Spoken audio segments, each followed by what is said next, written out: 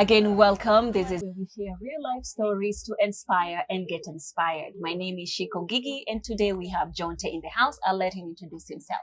My name is John Mwangi Jerry. I'm a Rotaract at the Rotaract Club of Thika Community West. Awesome. So, tell us about a little bit about your background as a child to where you are today.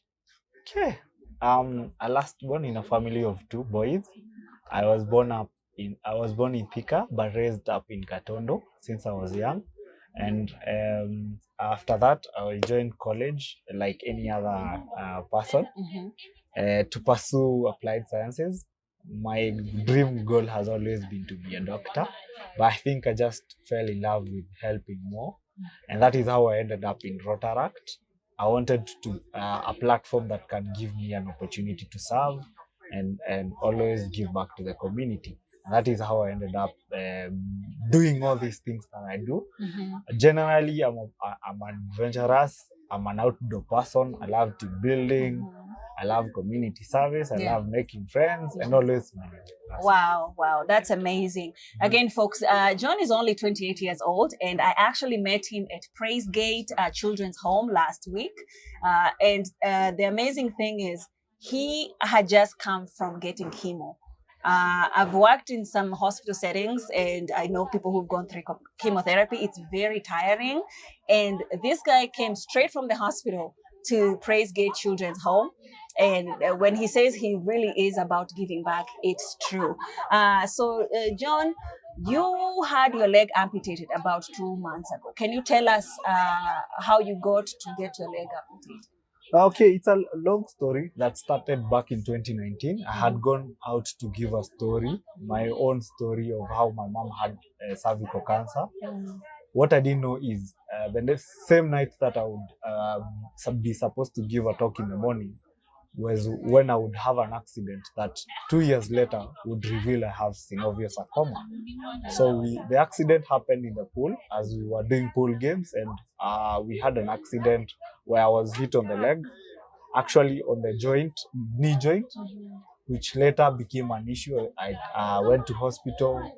They said it's an internal bleeding, but later on, after follow-ups, that is when it was only discovered it was a growth, which turned out to be synovial sarcoma, which is the cancer of smooth muscles.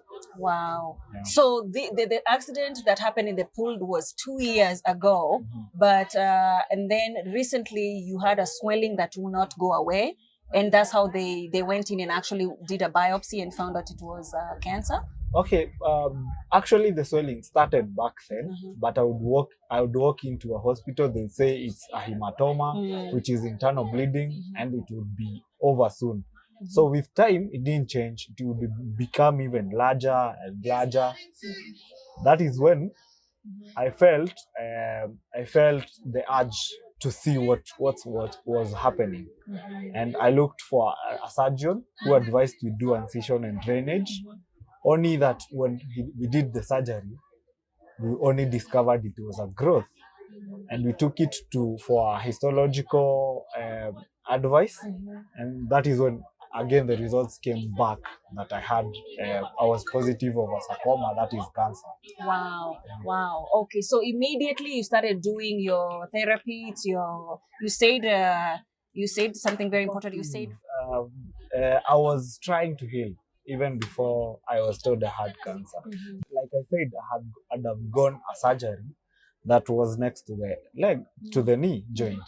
So as I was healing 3 weeks, I'm told I have a cancer and I have to start treatment. So it was a lot to take in because I'm told on a Thursday, and on a Friday I'm supposed to be in Kenyatta starting my treatment.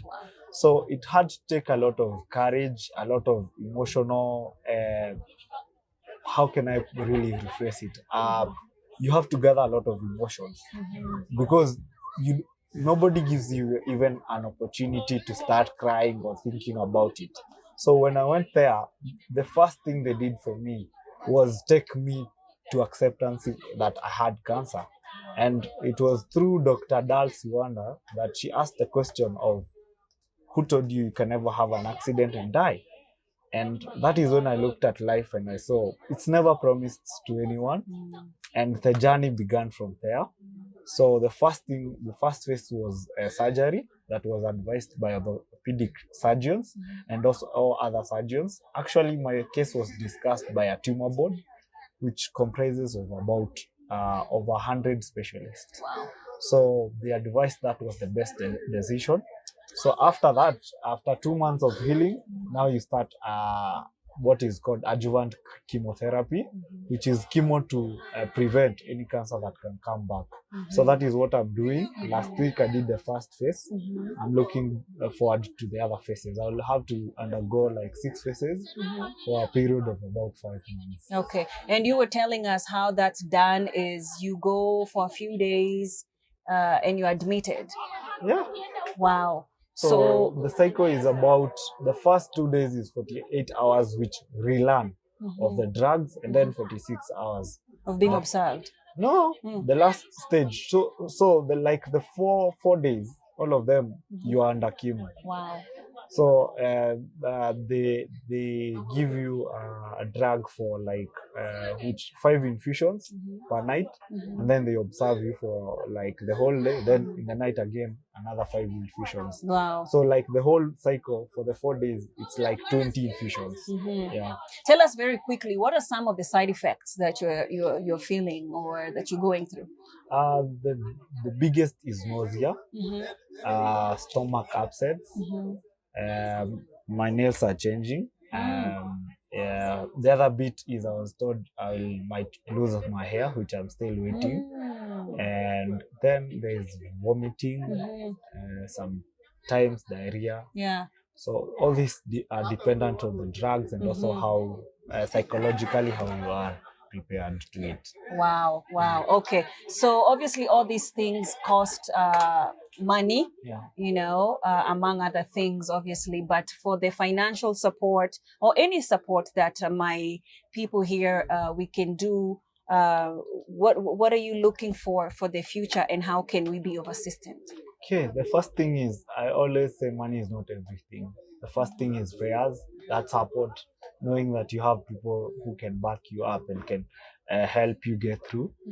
The other bit is now the financial support. We need like 2 million because after the chemos, we are looking forward to having a prosthetic leg.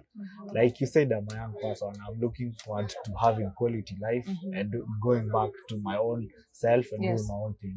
So we need like 2 million shillings, which we are still trying to fundraise. So first we have organized a physical fundraiser on 10th of October. Looking forward to having guests who can be able to support in. The other bit is we have an Mchanga online Mchanga account, which is still running. I'll share my details with Shko. And the other part, last part, is reaching out, which you can always get me through my number, which is 0717 621 023, or my pages, that is Facebook, Mwangi John, Instagram, Mwangi John J. Having cancer does not limit you to anything. It only gives you a vibrancy to have life. And the only beauty about it is life is for the living. Yeah. I know that I've been now saying that a lot, which is the motto. Like you said, like your doctor said, you could wake up, have an accident, and you're gone today. So yes, life is for the living, and you are the best picture right next to resilient. I mean, we've talked a lot. Maybe if people want to hear more about just your life's journey, your childhood and all that stuff, we can come back and have another conversation. But this guy is resilient, and he has a very joyful and joyous spirit, and I believe your story will touch someone, and to show them that you can still have a smile on your face regardless. So unless you have, you want to tell us anything else, or you want to tell someone maybe that's struggling with anything, especially this time of Corona, maybe somebody has lost their job, they don't have an income. What would you tell them to encourage them and tell them there's hope for tomorrow? This is a message to anyone. I know it's tough, even for me. At some time, I also get my low moments. But what keeps me going is the fact that you can only take care of you. you're the best thing that ever happened to you. When you can take care of you, you can be able to take care of others. But the other bit is God always has a plan, and He always aligns His ways in ways we don't understand. I might have had cancer, and I might have gone to the end of the limits, felt like I had lost everything, but I'm still here to encourage you that you can still do it. And that's the thing. Thank you. Wow, awesome. Thank you so much. Again, that was Viber, where we share real life stories to inspire and get inspired. We're going to put his details right here. Please put your comments below. Tell us maybe your story. Tell us, how you have overcome some struggles in your life. And until next time, be good, feel God, and be blessed.